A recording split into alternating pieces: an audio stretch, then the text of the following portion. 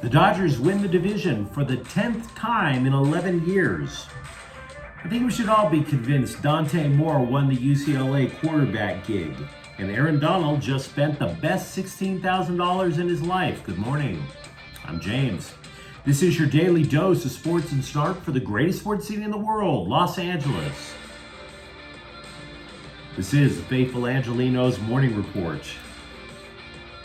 So I have one more day in Salt Lake City before I return home to the wife. It is September 17th, 2023.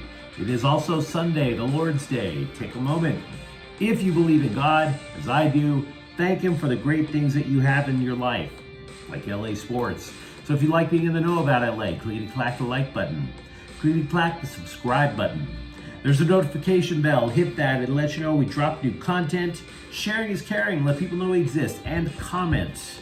Always comment. Love hearing from you guys. So before we go through the news and the notes, a look at the scoreboard. Again, the Dodgers. Who'd have thunk it? Thought it was a possibility, but did you think they were going to win the division this easily, for Pete's sakes? Dodgers 6, Seattle 2. It took 11 innings to do it. Again, the Dodgers with their 10th NL West. We're not calling it a championship. You win a division, there's only one champion. We'll talk more about that in a moment. Secondly, UCLA, 24th ranked UCLA, 59, North Carolina Central 7.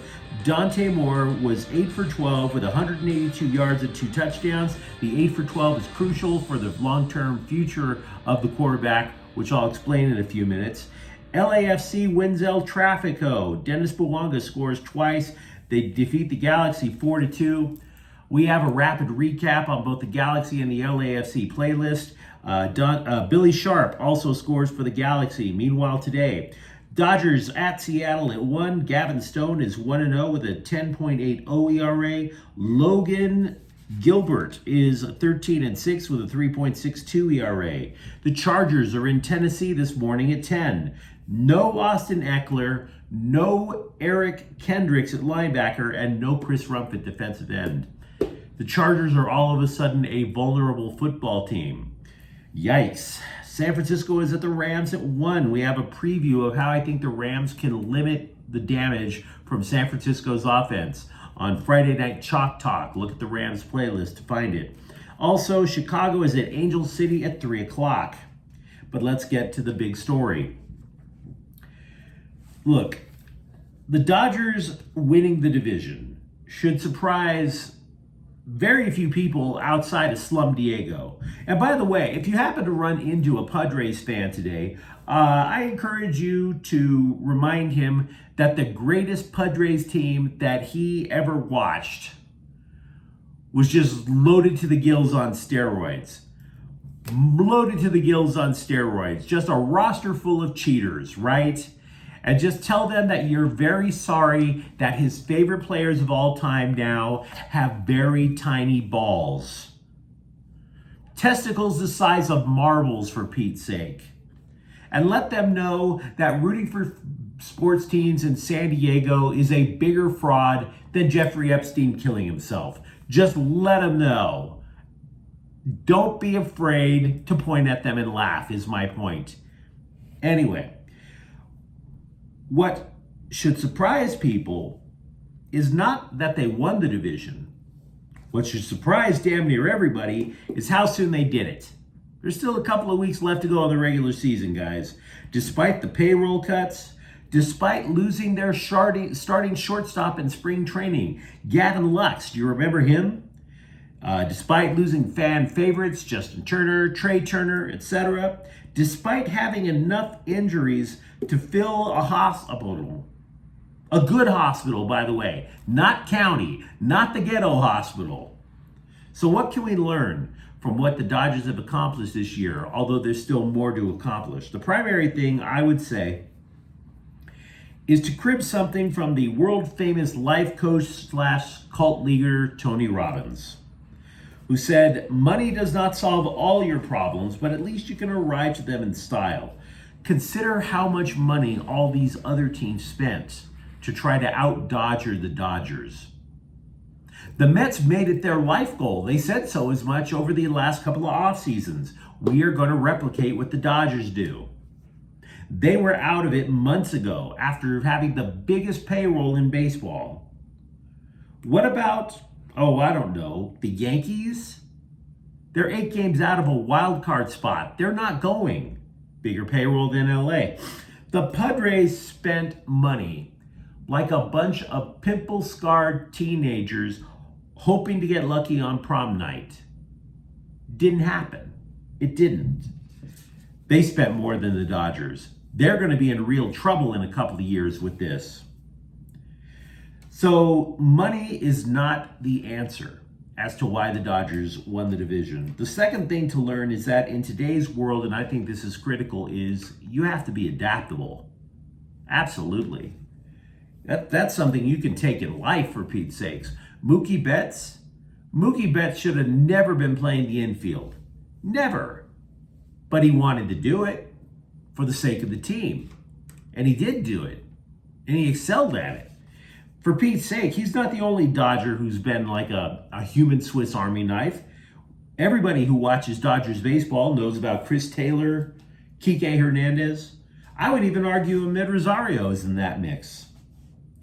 Now, there is a third thing to learn, but honestly, I can't explain it to you.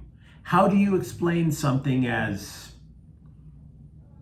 ethereal, I guess, as culture, team culture? How do you know when you have it? I'll be damned if I know. If I were, I'd be some middle manager somewhere. God help me if that ever came down the pipe. Now look, there are things that we know about the Dodgers in their immediate future. We know that for this 11-year run of excellence, that they only have won the ring once. That is why I don't like referring to the Dodgers as NL West champions.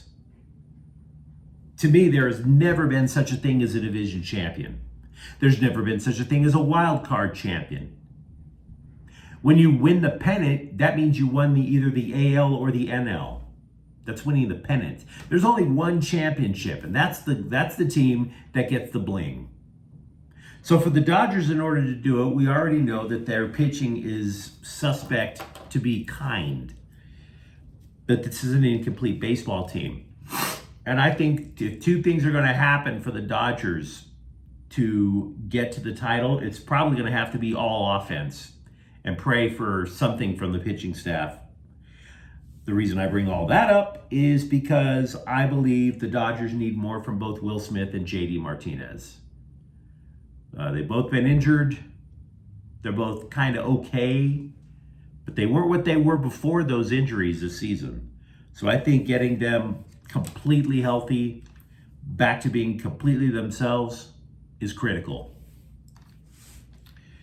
Meanwhile, there was actual news going on with the Dodgers. Walker Buehler said that there was a reason that he is not going to return as a reliever.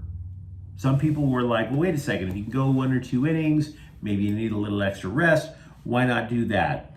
To which he replied to the Orange County Register, have you seen my numbers as a reliever? And I didn't know what his numbers were as a reliever until last night. His ERA was 11.32. So yeah, there's a reason that he and Dave Roberts were adamant that he's not going to be a reliever if he can only go 1 inning or 2 at a time. Those numbers are seriously detrimental to the team. Besides that, physically speaking, the life of a reliever is not optimal. How would you like a guy who has just had 2 Tommy John surgeries? Hey, get up, warm up. No, wait, sit down, maybe later. Get up, warm up, sit down, over and over and over again. That doesn't sound all that optimal to me. I mean, I'm sorry, guys, but Walker Buehler's elbow, to me, reminds me of Tony Stark standing out in the desert in Iron Man with his arms wide out, and just all you see is this big explosion of Walker Buehler's elbow debris flying past him. That's what I imagine when I see Walker Buehler. We're going to need something more steady than what he can provide.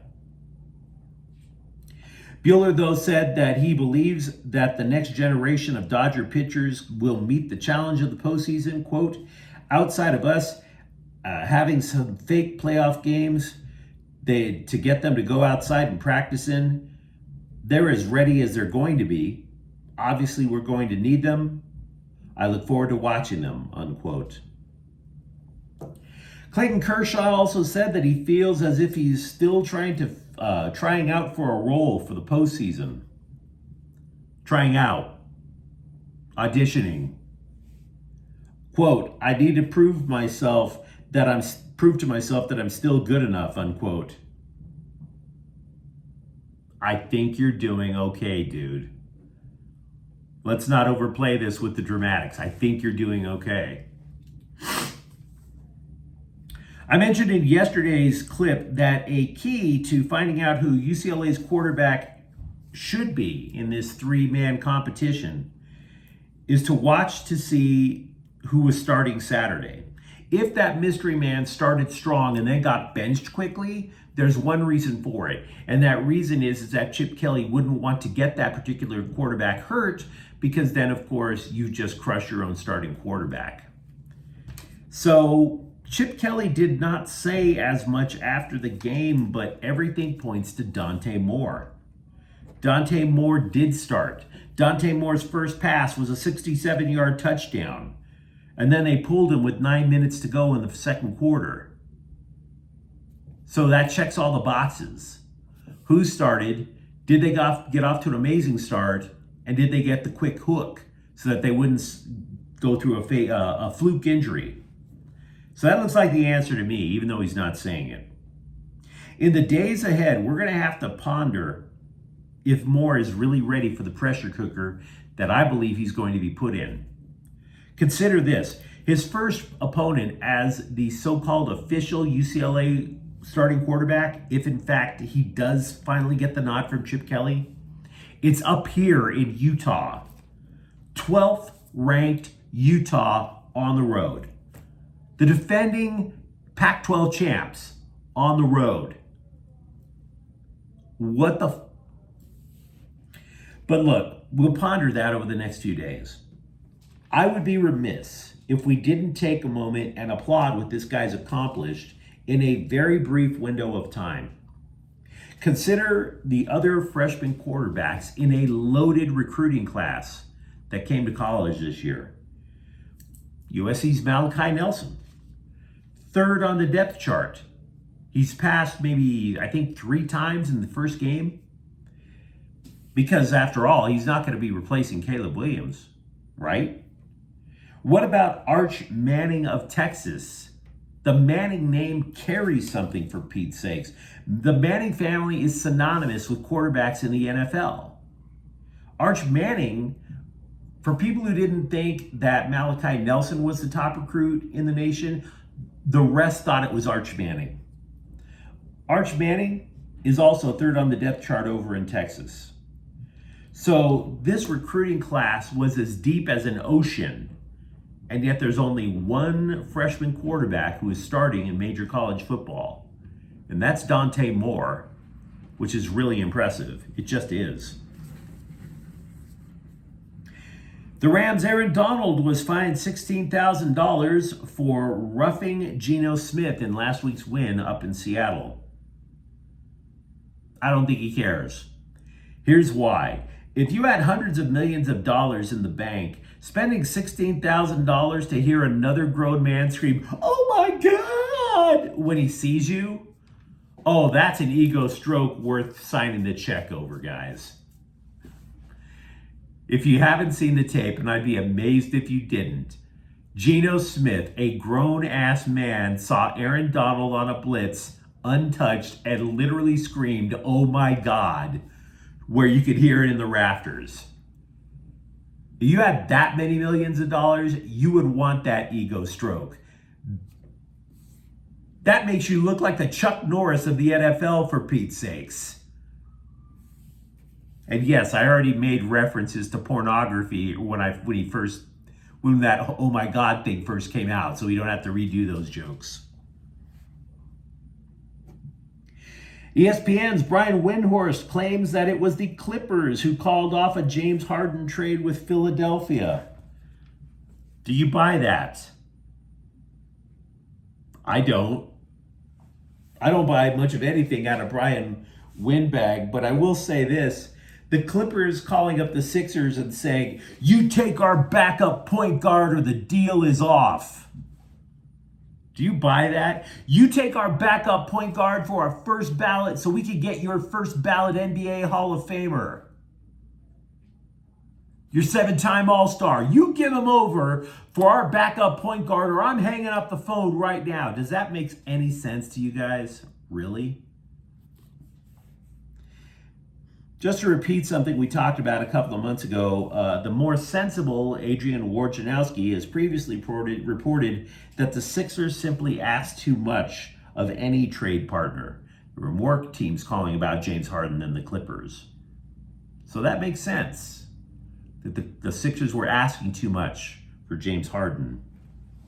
Because if they get rid of James Harden, they're going full-on rebuild. Dwight Howard is looking for a job with the Lakers after a year in China. He took to social media and wrote that he was waiting for Le GM to call. Le GM, a clear reference to LeBron James.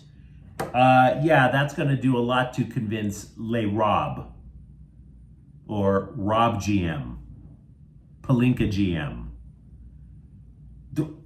Dwight Howard just amazes me. He's a 37-year-old man, right? His rookie year was in 2004. Back then, we still believe Saddam had weapons of mass destruction. Way back then, right? We learned. When does Dwight Howard learn how to behave? We learned there weren't weapons of mass destruction then. When does Dwight Howard learn that you don't try to get a job by throwing the actual GM, the contract offerer, under the bus? I mean, this is like proof positive that experience does not lead to wisdom, right? How old do you think Dwight Howard is going to be when he finally decides to stop acting like a damn fool? But you let me know in the comments thread. Talk to me about the Dodgers winning the division this early. Talk to me about Dante Moore and how impressive it is that he actually is the UCLA starting quarterback, just not in name yet. And if you enjoyed the conversation, don't forget to subscribe to Faithful Angelenos, because we talk LA sports every single day here. Thank you for watching. I'm James. We'll be back tomorrow. Faithful Angelenos is a Kian Corte El Queso production. Take care.